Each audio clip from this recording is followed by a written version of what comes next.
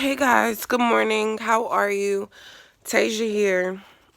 I just wanted to Tasia with the topics, Tasia with the T, whatever you want to call me. But I just wanted to tap in and just let you guys know that you are important. Mostly women, you are important. Most of all, black women, you are important. You have value. Your opinion matters. You're beautiful inside out, no matter what nobody tells you, no matter what age. We were born beautiful. God created us a certain way so that no matter what, we are different. We're always going to stand out. Um yeah, like we wake up with a fresh breath of air. Even no matter what happened yesterday, God gives us this strength that we know is going to be okay. Like he pushes us to the point where it's no wrong. Like I've been through so much in my life. Like growing up as a kid, I've seen so much. I've overcome so much. I've done bad decisions that I know wasn't right. And now that I'm 28, now about to be 29, I I look back on my life. I don't regret nothing that I've done, but I just know it could have been different. If I had a different system or more leaders, more role models around me, I could have been a whole different person. But you still got time. It's still room to change. You can still change. You can still grow. It's just so much going on in the world right now that I just feel like somebody needs to step up. Somebody has to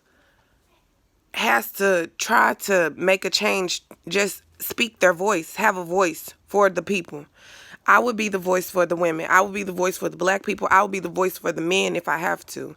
I have two sons and a daughter, and I refuse to just let them see less. I refuse to let them see what I saw growing up. I saw that it was okay for people to treat people less or treat people like they're better than somebody just because they have more than the next. Okay, let me just break this down real quick. You can get rich. You can work to get rich. You can scheme to get rich. You can use people to get rich. It's so many ways you can get rich. But when you get rich and you try to judge or you try to look down on somebody for not having as much as you have, think about what it took for you to get that position. Think about what you took to get the position. Think about how many people you hurt to be in the position. When you get rich, do you give back? Do you come back? Do you even look back on the people that you took from or that you belittled? Or do you, I know people give back to charities and stuff like that, but I'm saying like really touch bases to people that you affected. I can't answer it because I don't know the answer to that, but I know for sure. I'm not rich, but I give back. I've been in worse positions than I am now, and I see people in worse positions than me. So why wouldn't I help them? Free piece of knowledge, a bottle of water, a meal. Hey, how you doing today? You look nice today. A compliment goes a long way. Like people don't understand like the what you do or what you've been through could affect someone else. Like talking to somebody or helping somebody through a problem. It's okay. It's okay to give advice. It's okay to give a compliment. It doesn't mean you're jealous or you're hating or none of that. Like it's okay. I just wanted to say my heart is heavy for all the killings that's going on. Rest in peace, Breonna Taylor. It's sad. It's sad. It's heartbreaking. It's heartbreaking that we can't come to a common agreement with the world, with the justice system, with the laws, with the judges, with the courts, with the people that's over the situation. Every law needs to be updated in the justice system for equal punishment, equal rights, equal everything. How is it that two people can be charged with the same crime or do the same crime and be charged different based off the color of their skin. That is mind-boggling to me.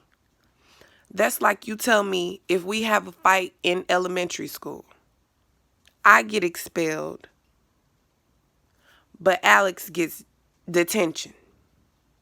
You telling me I have to find a whole new school district while Alex gets to sit in front of the teacher for 2 hours and still get his education. We have to figure out, instead of rioting and giving them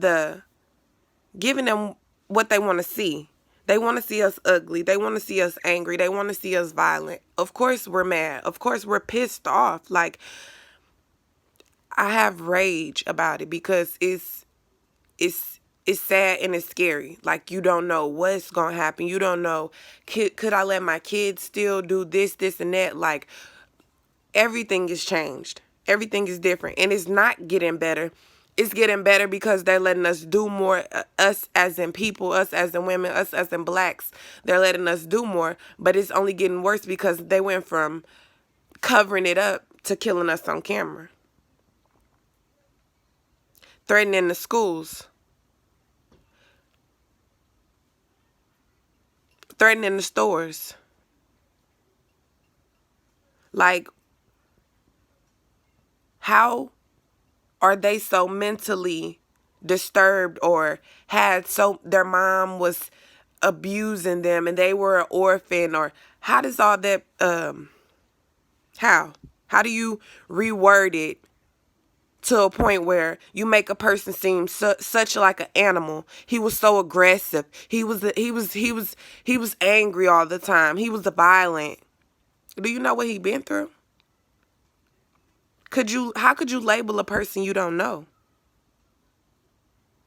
Off one action, off one incident, or off their record, based on what you guys said of them. How? I feel like and it's sad, but it's the truth.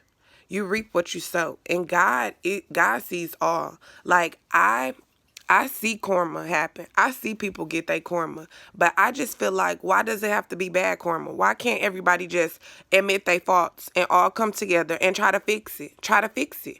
You own businesses and you got over on these people for so many years. Why wouldn't you go back and build in their community and give out book bags and supplies and try and help people?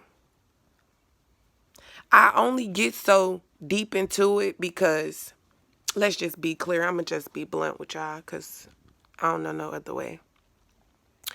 I was took in the system because my mom used drugs. I was adopted. So me and my siblings, we got adopted because our mom abused drugs and she was just placed unfit. It was just a lot going on back then.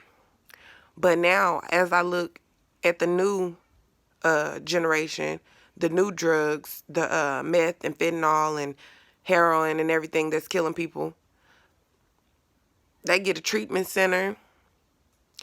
I don't see all these little kids getting adopted no more, families being split up. They find help for them. They get to go home with their family, their grandparents and all this. When stuff happened back in the day with black people, send them to jail, rip apart their families, put their kids in the system, everything. Yeah, everything. It was everything. We had to really come up from nothing, work from nothing, start from nothing. Nobody gave us nothing. So it's like, how do you expect for us to be okay? How do you expect for all of this calmness to come about? Like, we just supposed to wake up okay every day? No, we are tired. We as people, we are tired. We as black people, we are tired. I'm tired. I'm tired of seeing it. I'm tired of seeing black lives. I understand Black Lives Matter. Black lives do matter. All lives matter. And I'm going to need for everybody to understand that. Mexican lives matter. Asians matter. The foreign countries, people that worked, that bust they butt for us to have anything. People in China, like Mexicans, they work so hard. Black people, they work so hard. We invented stuff. We built, we put our work in. When will we see a difference? When will we be treated equal? And it's like I said, it's not even about being treated equal. I just want, if the justice system update, I don't care how, if Susan doesn't like me or if Maritza doesn't like me. I don't care about that. I care about if something happens to me or my kids, will they be treated equal? Will we be treated equal? Will we get a warning, or will we get to go home? Or if my son get pulled over because he likes to wear hoods, he likes to dress like his older siblings, he likes to dress. But I try to teach him, and I tell him he can't have dreads, and he can't sag, and he can't basically be, if that's the guy that he wanted to be, he couldn't be himself because of how the image he's going to be portrayed as, and how the world's going to look at him, and how the police is going to deal with him. I see other colored people, white people to be exact, with their music up loud, with their beats, with their rims. You know what? I let them be. You want to know why? Because that's a person, that's an individual. They have their right to be themselves. And in the back of my mind, I'm thinking, where did they get it from? Why do they like loud music and beats and rims? Oh, because that's what black people do. That's what black people have. Black people like that. Black people like stuff like that. Like, that's what we do. We can't have our own and keep our own. We got to share everything we get. If we come up with an idea, we can't go get it patented through a black company or go talk to a lot of black CEOs and entrepreneurs. We have to deal with a white person that wants a percentage of something that's already rich, that already owns businesses. Like, I just got a little frustrated because it's frustrating. And it pisses me off because the people that's in position, like Kanye West and Jay-Z, hella people that's just millionaires, billionaires, they don't want to come together and try to get this shit together for us. The people that's little money or whatever. So we got to figure this shit out ourselves. We got to come together, us small people, us small communities. We got to figure this shit out, how to build. Because I'm not trying to build for a company that's going to help white people get more money. I'm trying to build for my kids, for generational wealth, for my nieces and nephews, and for other people that work. People that's felons, that can't get a job, that can't get a second chance. A lot of my family, a lot of my friends. I lose a lot of my friends in the system and a lot of my family because they not seen as equal. They not seen as a person. They're saw as an animal. And I know some bad people, but the people that deserve a second chance, they never get a second chance, and it's sad. I pray that self-defense become more serious, because when you're defending yourself in a situation where you feel threatened, you should be able to defend yourself. And that's a law. They made that up. So does it only apply to certain people?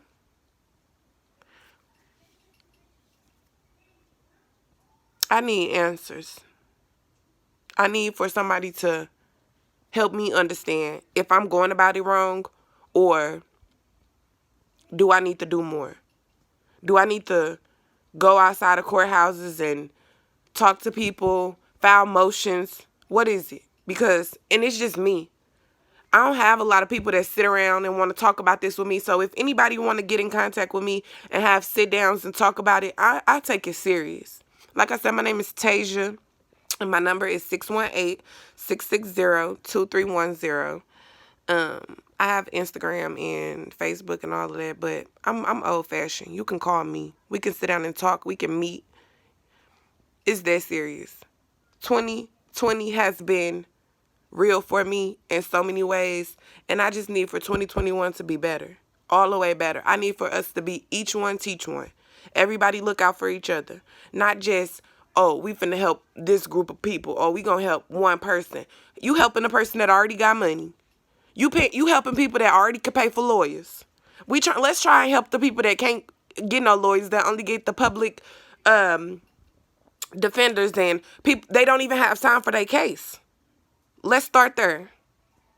Let's start trying to teach these kids that it's not okay to have guns to be thugs, but it's okay to have guns to protect yourself, protect your family, protect your household. Having a gun trying to shoot somebody that owe you $300 is not a move. Sorry, it's not a move. It's just not. Yeah, I'm going to leave that there. You guys have a good day. We're going to talk more.